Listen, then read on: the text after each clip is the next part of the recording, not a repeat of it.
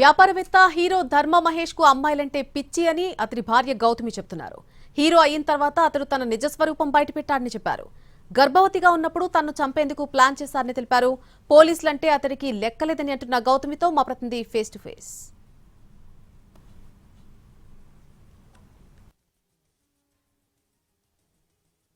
సినిమాల్లో హీరో, నిజ జీవితంలో విలన్. అయితే ఇప్పుడు నడుస్తున్న ట్రెండ్ ఇదే చెప్పవచ్చు. ఏదైతే హీరో అయిన ధర్మ మహేష్ తన భార్యను తీవ్రస్థాయిలో వేధింపులకు గురి చేయడం, అంతేకాకుండా కొట్టడం, తర్వాత ఆమెను ఎప్పటికప్పుడు ఇబ్బందులకు గురి చేయడం ఈ చేస్తున్న నేపథ్యంలో భార్య గచ్చిబౌలి పోలీసులో ఫిర్యాదు చేసింది. దీనిపైన వరకట్నం వేధింపులు కావచ్చు, హరాస్మెంట్ కావచ్చు, లేకుంటే దాడి చేసిన వీటన్నిటికి సంబంధించి హీరో ధర్మ మహేష్ పైన పోలీసులు కేసు నమోదు చేస్తారు. విచారణ కొనసాగుతుంది. ప్రస్తుతానికి డిజైనరు తర్వాత ఆమె పత్ని, అదైతే మహేష్ సంబంధించిన పత్ని మనతో గౌతమ్ మనతో ఉన్నారు. మేడం చెప్పండి, అసలు ధర్మ మహేష్ సంబంధించి విషయం ఏంటి, మీ ఇద్దరికి ఎలా పరిచయము, అసలు మీ మధ్యలో ఉన్న గ్యాప్ ఏంటి? సార్ మాకు 2013 నుంచి పరిచయం sir. Love marriage and arranged marriage, అంటే పేరెంట్స్ సమక్షంలోనే జరిగింది. బట్ అతనికి కొంచెం హీరో అయ్యాను, కొంచెం ఐడెంటిటీ వచ్చింది అనే పాయింట్ నుంచి బాగా విమెనైజర్ అయిపోయాడు. అండ్ వాళ్ళ సినిమాలో యాక్ట్ చేసిన ఆర్టిస్టులే కానీ, లేకపోతే అతని లైఫ్లో ఈ కొంతమంది ఫేమ్ ఉన్న అమ్మాయిలే కానీ అందరూ రెగ్యులర్గా ఫ్లాట్కి రావటం, నువ్వెంత బాగుంటావో, నీ బాడీ ఎంత బాగుంటుందో, నువ్వెంత అందంగా ఉంటావో, అసలు మొగుడంటే ఇష్టం ఉంటే నీకేం పని అమ్మాయి, నువ్వు అర్ధరాత్రి ఇతనికి మందు పోసుకుంటే ఇతని ఒళ్ళో దేనికి కూర్చుంటావు, మీకు తల్లిదండ్రులు ఉండరా, మీ తల్లిదండ్రులు కూడా ఇయే చేస్తారా మీ ముందు, నాకు అర్థం కాదు.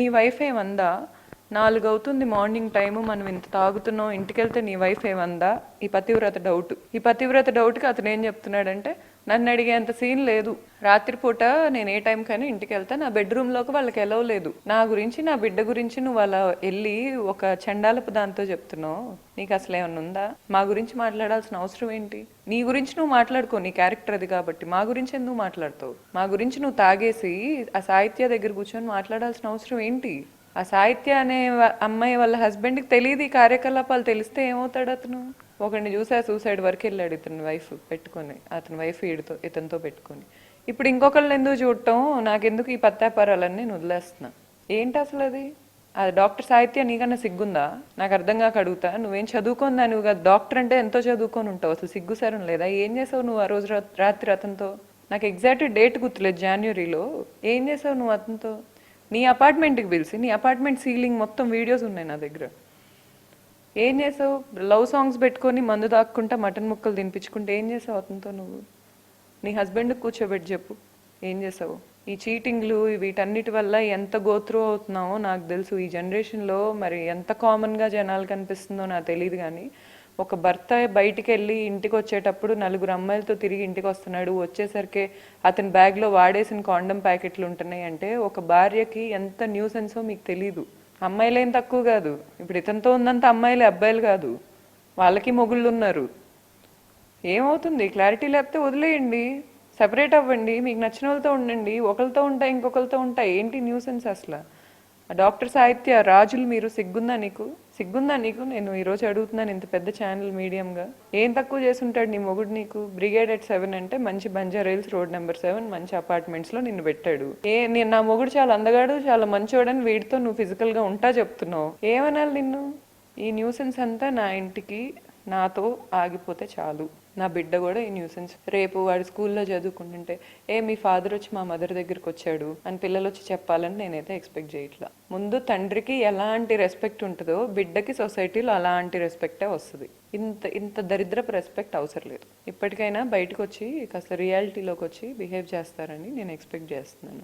పొద్దున్న లెగిస్తేనండి న్యాయాలు నీతులు చెప్పడం వల్ల నీతివంతులం అయిపోవండి. న్యాయాలు నీతులు అనేది లోపల ఉండాలి, వాటిని ఫాలో అవ్వగలగాలి. ఫాలో అవ్వలేనప్పుడు ఎందుకండి చెప్తారు.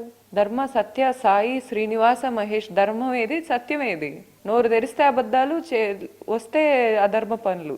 పోలీసులు అంటే లెక్కలేదా, లీగల్ సిస్టమ్ అంటే లెక్కలేదా, వైఫ్ అంటే లెక్కలేదా, ఏమంటే లెక్కుంది, పక్కలంటే లెక్కుందా, అమ్మాయిలంటే లెక్కుందా, ఇండస్ట్రీ అంటే అమ్మాయిలేనా, మీ సినిమా హీరోయిన్తో తిట్టిస్తున్నావు కదా నన్ను, కాస్తైనా కాస్తైనా నువ్వు పుట్టింది ఒక ఆడదాని ద్వారానే, కాస్తైనా అది తెలుసుకో. అండ్ నువ్వు మీ అమ్మనంటే ఎంత ఫీల్ అవుతావో, రేపు నా బిడ్డ కూడా నువ్వు నాకు చేస్తున్న అట్రాసిటీస్కి అలాగే ఫీల్ అవుతాడు. ఎంతో కొంత నీకే పుట్టాడు కదా, తెలుసుకో అది కాస్త. నీ దరిద్రపు ఫ్రెండ్షిప్ వల్ల, నీతో ఉండటం వల్ల ఆ బిడ్డ నీకే పుట్టాడా అని కూడా అడుగుతున్నారు నన్ను. అంత దరిద్రప ఫ్రెండ్షిప్ నీతో నాకు.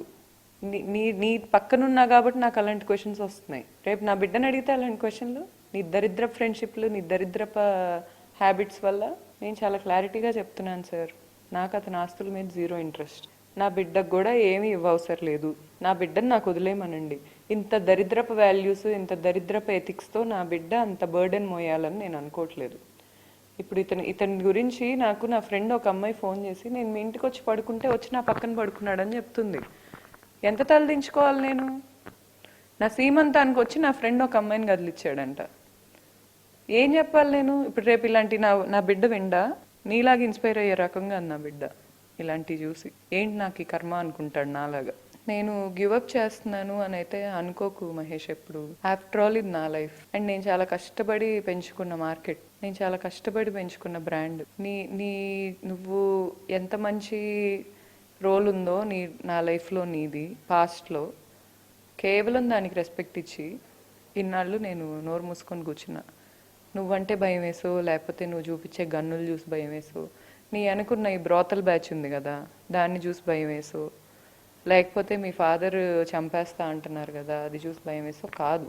ఇప్పటికైనా నువ్వు వచ్చి మాట్లాడి నీ తెగదెంపులు నువ్వు నీట్గా ధర్మంగా తెగదెంచుకొని వెళ్ళిపోతాను అంటే I'm ready to talk, I'm ready to split. అంతేగాని నేను నీకు విడాకులు ఇవ్వను, నేను నీతో కలిసి ఉండను, నేను ఇలా నిన్ను ఎక్స్ప్లాయిట్ చేస్తాను, నా ఇష్టం వచ్చింది నేను చేస్తాను అంటే నా ఇష్టం వచ్చింది నేను కూడా చేస్తాను.